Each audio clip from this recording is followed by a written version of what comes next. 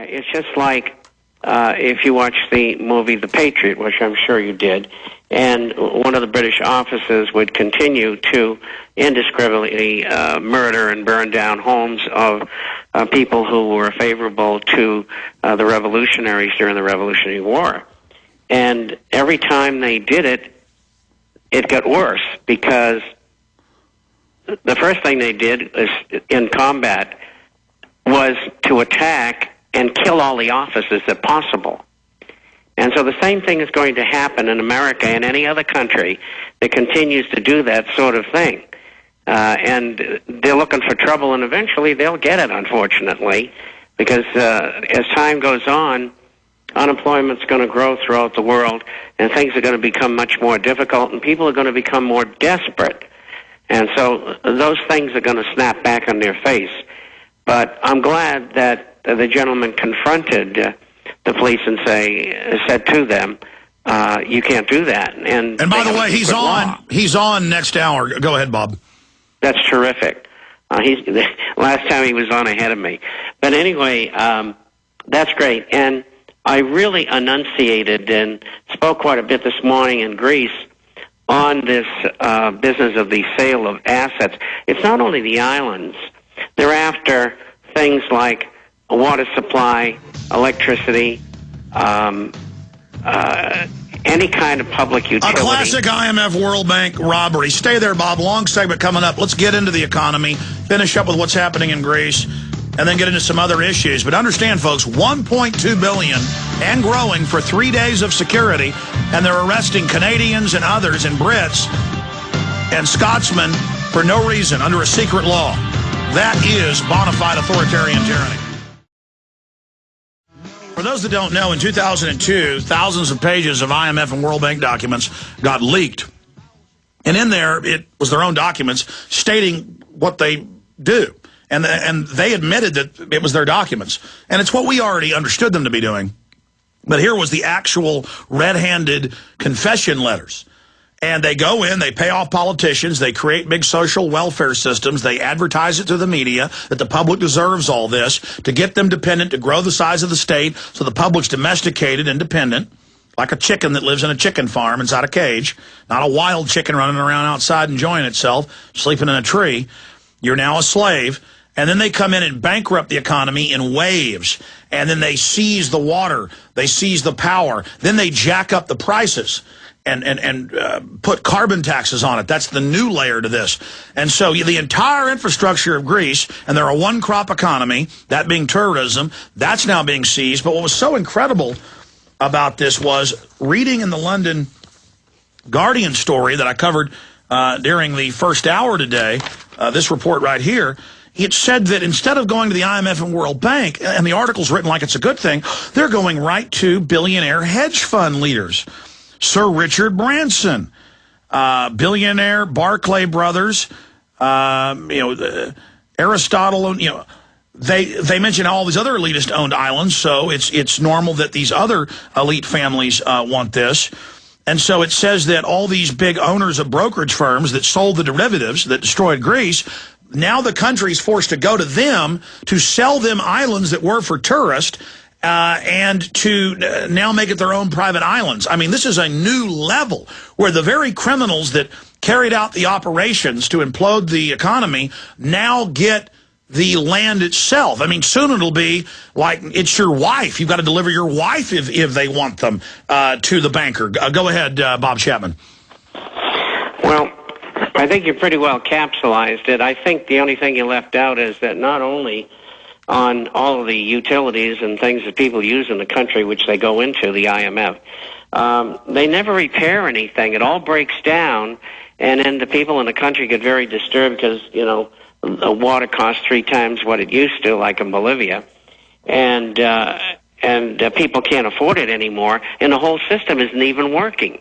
And they just suck every bit of profit they can out of it and leave it to fall apart. And then sit around bragging and writing books about how we're scum and how they want to save the earth by killing us. That's for sure, and they love telling us about it in their publications. You know, going back to this, though, Bob, I mean, this needs to be investigated. $1.2 billion for 3 days of security for the heads of the central government banks and private banks to show up and talk about how they're going to rape us next. I mean, this is definitely a payoff as well. I mean, this is, and then secret laws that they can arrest you for no reason in Canada now. I mean, I noticed a long time ago that Canada is like Nazi Germany, but the Canadians don't know it. You're absolutely right. I lived up there, and I've been there many, many times, although I haven't been up there for about 8 years. But it was oppressive, and it's very expensive to live there. I thought it was about 30% more expensive than Los Angeles, which is certainly not an inexpensive city. And so I think they've got their hands full because long, long ago, both major parties sold out, and you have the same kind of voluminous group of people that are running the country, that type is running many other countries. Well, it certainly is. On other issues, I'm going to be covering this at the start of the next hour in detail. This really is our top story today. Oil industry insider and CFR member predicts Gulf evacuation. This is a Infowars.com Kurt Nimmo article. But Matthew Simmons, founder and chairman emeritus of Simons and Company International, who's also CFR member, told the Washington Post, and they also have major meteorologists telling the Baltimore Sun, that it looks like these tropical storms and hurricanes that are now starting are going to blow the oil in the next few weeks or months, depending on the breaks, into the Gulf Coast, and that the oil, there's so many, bordering on 100 million gallons, it was 60-something million a few weeks ago, out there, that's all going to blow in and back up in the rivers and streams, and that it's off-gassing all these toxins. And now I do see the EPA saying limited areas may have to be evacuated, but he's saying, quote, what you're going to have to evacuate the Gulf states. Can you imagine evacuating 20 million people? This story is 80 times worse than I thought. And then we separately have methane in Gulf astonishingly high, U.S. scientist says. That's Reuters. And so they're talking about it blowing in land and just causing hell on earth. So then you look at the evidence of this being staged by BP, which is mounting. What's your take on that, Bob?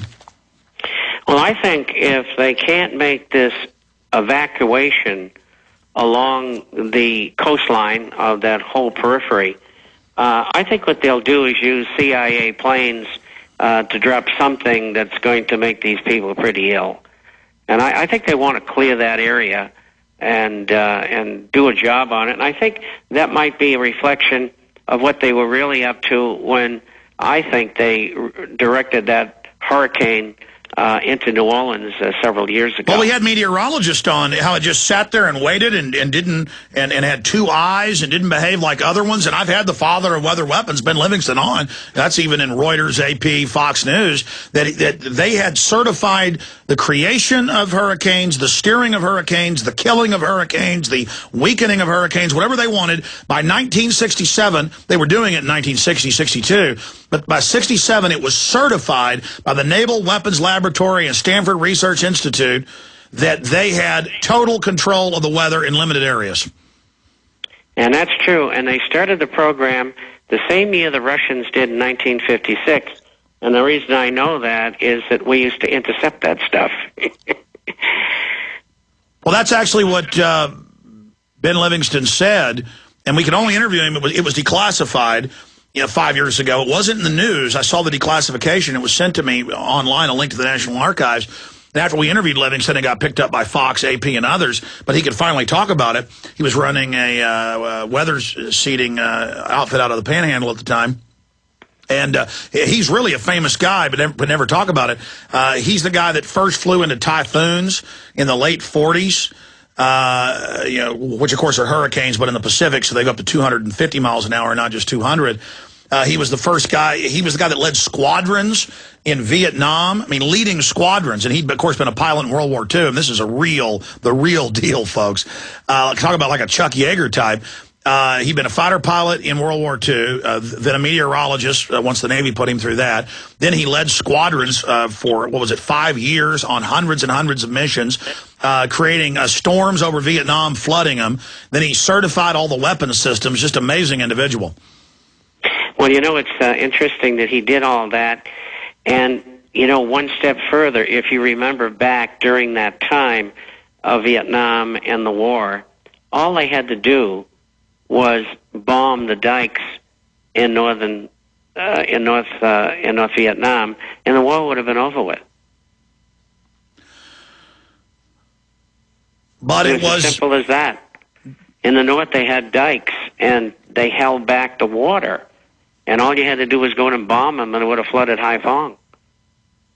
Great point. We're going to go to anti-federalist Sharkey, George, Brian, Helga, and others here in just a moment. Bob Chapman of the internationalforecaster.com.